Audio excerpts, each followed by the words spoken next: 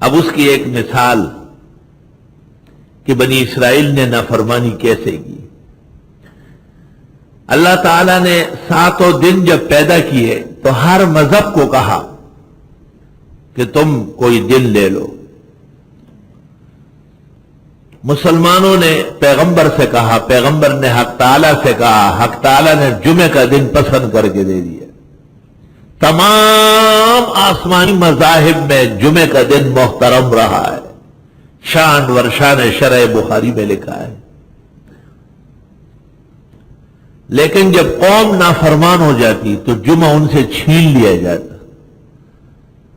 اور یہود کو سنیچر دے دیا گیا اور عیسائیوں کو اتوار دیا گیا اور بدعتیوں کو پیر کا دن دیا گیا۔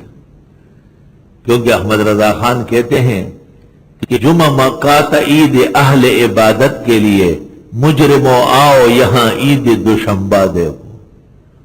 وہ کہتے ہیں ہماری عید پیر کو ہے۔ نافرمان قوموں سے ہمیشہ جمعہ چھین لیا جاتا ہے۔